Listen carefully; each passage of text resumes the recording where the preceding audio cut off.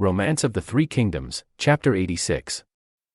Sun Quan, he's the ruler of Wu. He's just managed to defend against a big invasion from Wei, the northern superpower under Cao Pai.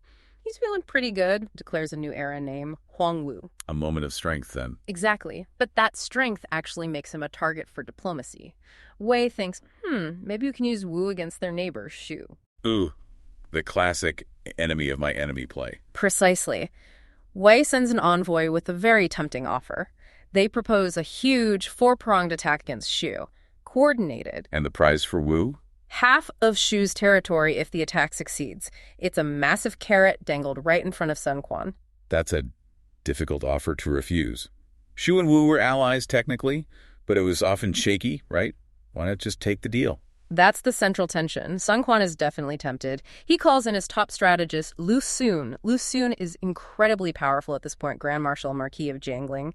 His advice is crucial. So what does Lu Xun say? Go for it. No, not exactly. This is where Lu Xun's genius for risk management comes in. He advises Sun Quan to pretend to agree, say yes to Wei, keep them happy, avoid making them an immediate enemy. Okay, but don't actually attack. Right. Hold back the troops. Lu Xun's logic is basically, let's wait and see. If Wei's 4 attacks actually manage to crush Shu, then Wu can jump in and claim its share. Easy win. But if they fail? If they fail, Wu hasn't committed anything. They haven't burned that bridge with Shu unnecessarily. It's about keeping options open, minimizing downside. A very cautious, calculated move. And it turned out to be incredibly prescient, because those 4 attacks, they didn't go well for Wei, did they? Not at all. They completely fell apart. It was almost comical how badly they failed. Really? What happened? Well, take the western prong. The tribal forces Wei was counting on. They apparently just turned around and went home when they heard Ma Chao, one of Shu's most famous generals, was guarding the passes. His reputation alone was enough. Wow. Psychological warfare. Absolutely. Then, down south, you had Meng Huo leading other tribal groups. Wei Yan, another Shu general, used this classic feigned retreat tactic, the doubtful troop strategy, drew them in and smashed them. So that's 2 prongs gone. What about the others? Well, one of Wei's key commanders, Meng Da, he just got sick mid-campaign, had to withdraw his forces. Just bad luck for Wei there. It seems like it. And the main central thrust, led by Cao Zhen himself, completely blocked by Zhao Zilong, another legendary Shu hero. He held these crucial, narrow passes. It really proved that old saying, one general guards the pass, 10,000 men cannot break through. So Shu held firm on all fronts. Sun Quan must have breathed a huge sigh of relief. Oh, absolutely. The text says he praised Lu Xun as a true divine calculator. He'd saved Wu from making a terrible enemy of Shu for absolutely nothing. The immediate threat is gone, but the underlying distrust between Wu and Shu, that's still there, isn't it? The alliance isn't really solid yet. Exactly. It's still just theoretical. So Shu decides to send an envoy to Wu to properly cement the alliance. And they send a man named Deng Ji. Deng Ji. Now, I remember reading he doesn't exactly get a warm welcome initially. Not at all. Sun Quan's own chief advisor, a guy named Zhang Zhao, is deeply skeptical. He tells Sun Quan, look, this Deng Ji, he's just a parlor guest, a smooth talker sent by Zhu Liang to stall us. A parlor guest basically saying he's all talk, no substance. Right. And Zhang Zhao suggests a truly brutal way to test Deng Zi's conviction. This is the part with the cauldron, isn't it? It is. It's pure psychological theater. Following Zhang Zhao's advice, Sun Quan orders this huge bronze cauldron to be set up right in the main hall. It's filled with hundreds of pounds of oil. And they heat it up. They get it boiling right there. A cauldron of boiling oil as the centerpiece for a diplomatic meeting. That's intense. And that's not all. To even get to the hall, Deng Zi has to walk this gauntlet. 1,000 of Wu's toughest soldiers lining the path from the palace gate right up to the throne, all armed, steel knives, axes, halberds. Just imagine walking through that. Pure intimidation. How did Deng Zi react? Did he flinch? According to the story, he walked through those ranks, saw the boiling cauldron, and showed absolutely no fear. Just a slight smile. Nerves of steel.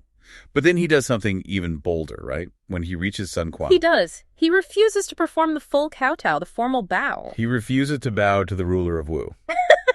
Isn't that incredibly insulting? Dangerous. Extremely. But it was a calculated move.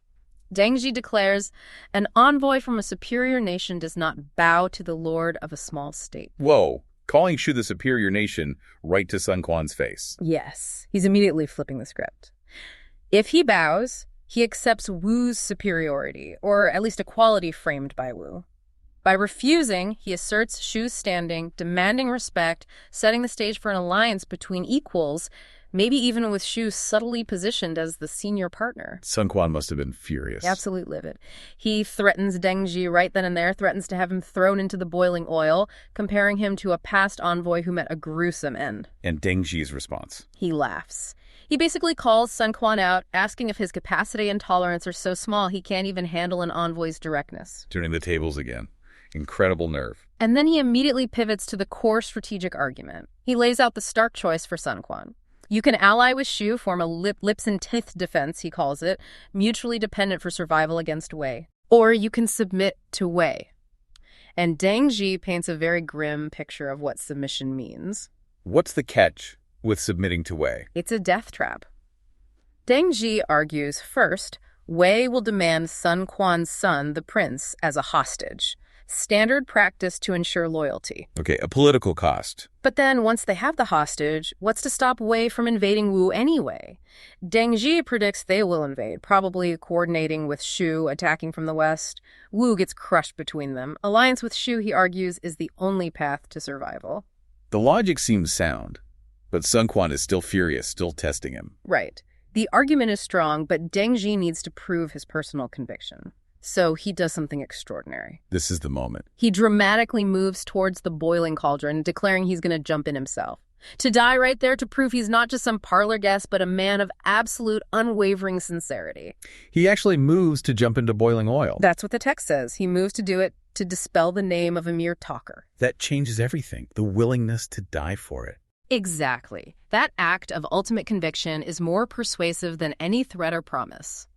Sun Quan immediately orders his guards to stop him. He clears the hall, the soldiers, the cauldron, everything. He treats Deng Zhi as an honored guest, an equal. And the alliance is basically sealed at that point. Sealed by sheer force of will and Deng Zhi's incredible courage, the psychological test was passed. An amazing story of diplomatic bravery. But it doesn't quite end there, does it? Because Wu now feels a bit inadequate. That's right. Sun Quan remarks that Wu, despite ruling, 81 provinces, doesn't seem to have a diplomat with Deng Zhi's caliber, which prompts a Wu official, Zhang Wen, to volunteer. Zhong, what's his deal? He's pretty arrogant, actually. He says something like, Zun Zhiliang is just a man, why should I fear him? He volunteers to travel back to Shu with Deng Zhi as Wu's envoy. Okay, so now we get the perspective from inside Shu, and this leads to Zhu Zhiliang revealing his real long-term strategy. Exactly. This visit by Zhang Wen gives us a glimpse into Zhi Zhiliang's grand plan, which he outlines privately to Liu Shan, the young emperor of Shu, the latter ruler. This is where it gets really interesting, strategically speaking. What's the plan? It's a multi-stage strategy for ultimate victory, not just survival. Step 1. Solidify the Wu-Shu alliance. Keep things stable on that front. Okay, makes sense. What's step 2? Step 2. Pacify the southern barbarians, the tribes on Shu's southern border, led by Meng Hu, who we mentioned earlier. Basically, secure the flank, remove that distraction. Right, consolidate the base, then what? Step 3. Focus all resources on conquering Wei, the main enemy. Okay, standard enough, defeat the biggest threat. But you mentioned a twist, a kicker. Yes, the real strategic depth, and maybe ruthlessness, is in the unspoken step 4. Zhu Zhiliang calculates that once Wei is defeated or significantly weakened, Wu, their current ally, won't be able to survive long on its own either. Ah, so the alliance is just temporary. It's a necessary means to an end. The ultimate goal is for Shu to unify the entire empire. Wu is a partner for now, but the long-term vision sees them absorbed after Wei is dealt with. Wow, that's cold. Using an ally like that. It's the reality of power politics in that era, perhaps. But while this long game is being planned, Zhang Wen, the arrogant Wu envoy, arrives in Shu. And he doesn't make a good impression, I take it. No, he acts very proudly at the welcoming feast, kind of dismissive of the Shu officials. Which sets the stage for another kind of battle, and an intellectual one. Exactly. His arrogance basically invites a challenge. And it comes from Qin Mi, an academician from Yizhou. Qin Mi, how does he enter the picture? Dramatically. He apparently shows up late to the feast, possibly drunk, sits down without any formality. It's a deliberate slight to Zhang Wen. So disrespect answered with disrespect. Pretty much. Zhang Wen, annoyed, basically challenges Qin Mi, asking him if he's actually learned anything worthwhile. Qin Mi fires back that he knows everything from astronomy above to geography below. A bold claim, which leads to Zhang Wen testing him. Yes, with a series of famous questions about heaven. These are great examples of using classical knowledge for rhetorical sparring. Like what? Give us a taste. Okay, so Zhang Wen asks, does heaven have a head? Qin Mi says, yes, it's in the west, and quotes a line from the classic book of Odes to prove it. Clever. Using the established texts. Exactly. Then, does heaven have ears? Yes, Qin Mi says, citing another line from the Odes. The crane cries, its sound is heard by heaven. Does heaven have feet? Yes, citing heaven's path is difficult. He's got an answer for everything, backed by scripture, essentially. And the final punch. Does heaven have a surname? Qin Mi says yes, Liu. Why? Because the current emperor of Shu, the son of heaven, is from the Liu family. It's a brilliant political point wrapped in classical allusion. Untouchable arguments, really. Zhang Wen must be getting frustrated. He is, but Qin Mi isn't finished. He turns the tables and asks Zhang Wen a question, a real philosophical trap. What does he ask? He asks, okay, if heaven is supposed to be light and clear and float up, and earth is heavy and turbid and sinks down, then why, according to legend, when Gong Gong struck Mount Buzu, did heaven tilt to the northwest and earth sink to the southeast? It contradicts the basic principles. Ooh, that's tricky, using mythology against physics. Exactly.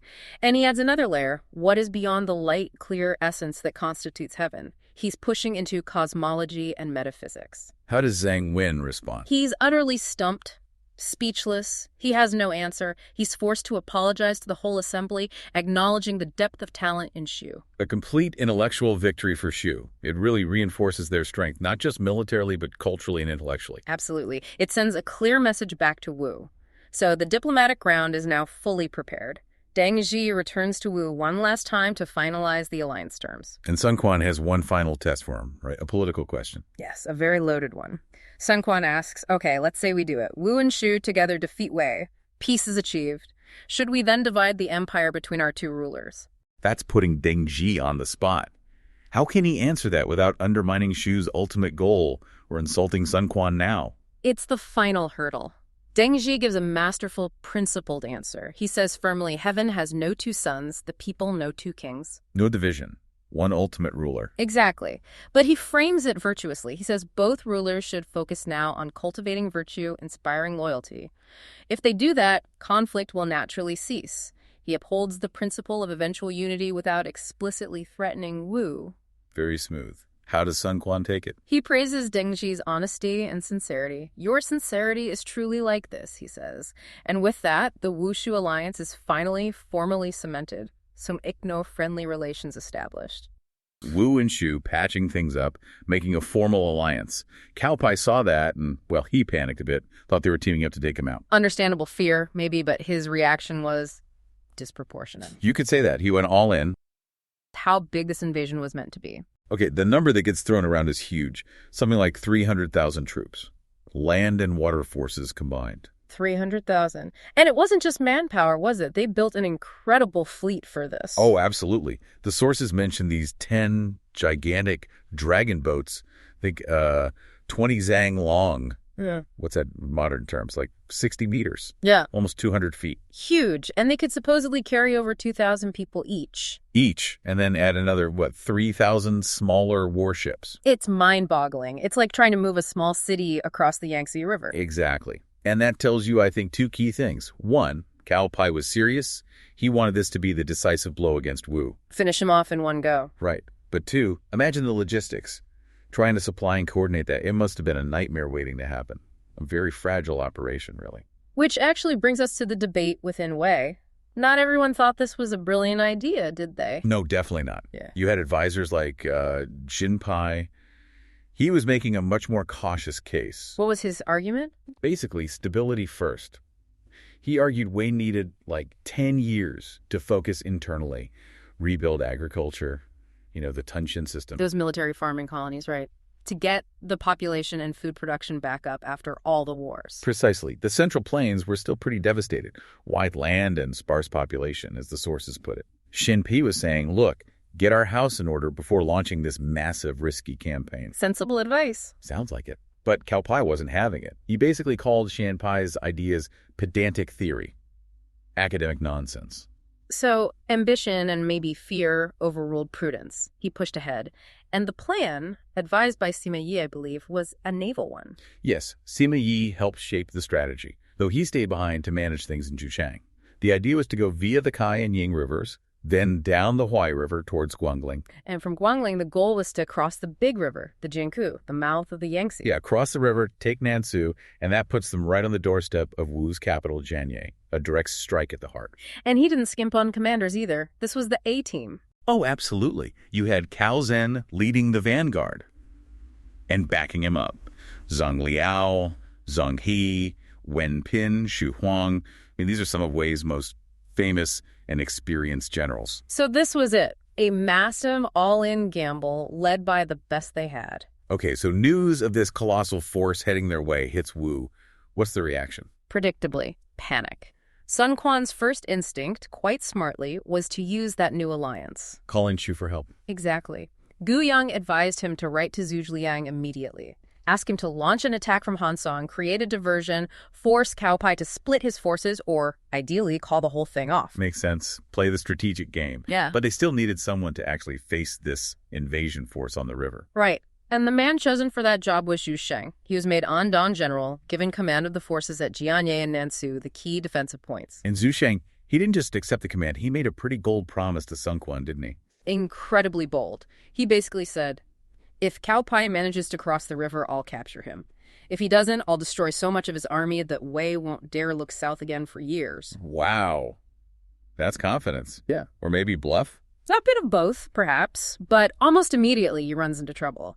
Not from Wei, but from inside his own camp. The internal politics. Who was it? Sun Quan's own nephew, Sun Shao. Apparently, Sun Shao knew the terrain around Guangling really well, and he argued passionately against just sitting back and waiting. What did he want to do? He wanted to attack first, take the fight to Wei, cross the river into Huaina or Guangling preemptively. He was convinced that waiting passively was just inviting defeat against such a huge force. So a classic strategic dilemma. Aggressive preemptive strike versus patient defense. Exactly. And Xu Sheng was firmly in the patient camp. He insisted Wei was too strong for a head-on clash in their territory. He told everyone to wait on the south bank, saying, and this is a great line, I have my own plan to defeat them. Trust me, basically. That sounds like a recipe for friction. Oh, it was. Big time. It got so bad that Xu Sheng apparently threatened to execute Sun Shao for insubordination. Really? Execute the ruler's nephew? Almost. Sun Quan had to step in personally, reminding Xu Sheng of Sun Shao's past service and, well, the family connection. So Shao was spared. But did he listen? Nope, not at all. He was so convinced he was right and maybe felt slighted that he took matters into his own hands.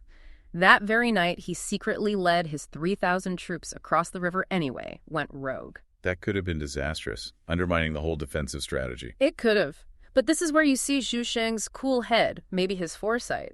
Instead of just chasing Sun Shao down or letting him get slaughtered, he immediately sent Ding Feng after him. With more troops? Yeah, another 3,000. But crucially, Ding Feng was given a secret plan. The idea wasn't just to reinforce Shao, but probably to channel his aggression. Make sure if he did fight, it was on Xu Sheng's terms, likely setting up an ambush rather than a foolish frontal assault. Clever. Turning a potential disaster into part of a larger controlled strategy. Zhu Sheng is sticking to his low-cost, high-impact approach. Exactly. Patience and planning, even when dealing with his own side's impulsiveness. Okay, so the scene is set. Xu Sheng's waiting, dealing with internal issues, and then Cao Pai arrives at Guangling on the north bank. Right. And the initial reports must have seemed great for Wei. Scouts look across the river. Nothing. The Wu side looks deserted. No camps, no flags, no sign of defense. Which plays right into Cao Pai's arrogance, you'd imagine. Totally. He feels so confident he sails his massive flagship, that huge dragon boat, right up close to the riverbank. A real display of power. And then night falls. The Wei camp, we're told, is lit up like a city. Torches, lamps everywhere, just projecting immense strength and confidence. Meanwhile, the Wu side. Pitch black. Utter darkness. Reinforcing the idea that they've either fled or are simply insignificant. Cao Pai must have gone to sleep thinking victory was just a river crossing away. But then comes the wild card. The weather. Dawn breaks, but it brings this incredibly thick fog. Blankets everything. You can't see a thing across the river. Creates this real sense of suspense, maybe unease. They wait for hours in this fog, apparently Cao Pai getting quite restless. And then finally the wind picks up. The fog starts to lift. And the view is stunning. Shocking, even. Instead of an empty shoreline, Cao Pai and his entire army see the seemingly endless line of fortifications. Yeah, the sources describe it as connected cities, stretching for miles, hundreds of li. From Nansu almost to Stone City, complete with walls, watchtowers, banners flying, weapons glinting, troops lining the ramparts. It looks like an impregnable fortress system that somehow sprang up overnight. An impossible feat of engineering. And that's the genius of Xu Sheng's plan, the aha moment, as you called it. It wasn't real. Not at all. It was pure illusion. Xu Sheng had his men gather huge quantities of reeds. They bundled them up to look like human figures. Dressed them up. Yeah, dressed them in simple blue clothes, gave them flags to hold, and then they placed these reed soldiers on top of quickly constructed walls and towers, likely just frames or mounds of earth, maybe covered with mats. It was all fake. A Potemkin village on a massive military scale. Exactly. A brilliant, low-cost psychological masterstroke. The impact on the Wei soldiers was immediate. Terrified. Utterly. They'd been expecting an easy crossing against a fleeing enemy. Now, emerging from the fog is this seemingly magical, endless fortress manned by countless troops. Their morale just evaporates. And Cao Pai himself. His confidence shatters. The sources quote him as saying something like, "With defenders like these, the people of Jianyan are too formidable to plot against." Wow. An emperor leading maybe 300,000 men, completely psyched out by some strategically placed bundles of reeds. The power of perception. Xu Sheng didn't need to build a real wall. He just needed Cao Pai to believe there was one. So Cao Pai's will is broken by this illusion, but the situation gets even worse for Wei, doesn't it? It's like everything starts to unravel at once. Yeah, it's a cascade of failure. First, nature intervenes again. Just as they're reeling from the psychological blow, a massive storm hits the river. Seriously, more bad weather. Yep, huge waves start crashing over the dragon boat, soaks Cao Pai's imperial robes, threatens to actually capsize this enormous vessel. He goes from emperor surveying his conquest to nearly drowning. Quite the reversal of fortune. Wen Pin apparently had to rescue him onto a smaller, more stable boat, just adds to the panic and disarray. And then, while they're literally bailing water and dealing with phantom fortifications, the other shoe drops. Exactly. News arrives. The Shu diversion has happened. Zhao Yun has marched out of Yangping Pass and is heading towards Chengyan, the old capital deep in Wei territory. So Sun Quan's request to Zhuge Liang worked. Perfectly. Now, Cao Pai isn't just facing a surprisingly strong defense in bad weather.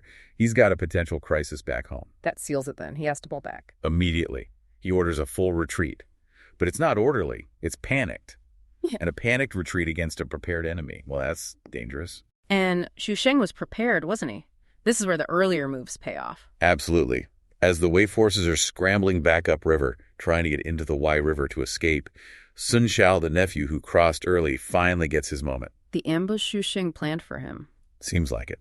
He hits the retreating Wei columns hard, causes chaos, significant losses, lots of soldiers drown trying to get away. And it gets worse for the Wei flagship, the dragon boat. Much worse. Remember Ding Feng and his secret plan.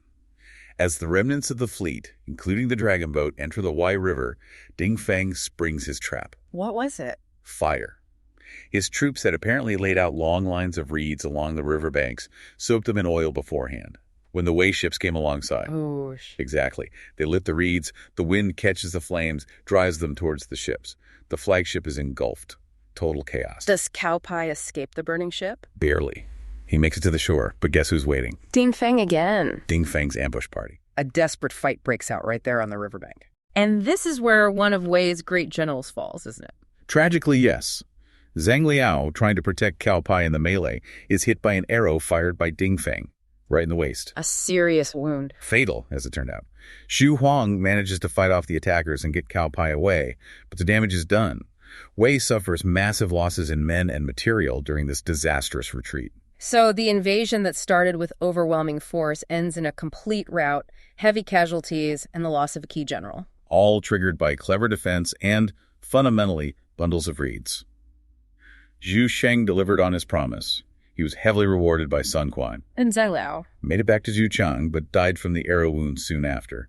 A huge blow for Wei, losing such a veteran. The cost of Cao Pai's hubris was immense.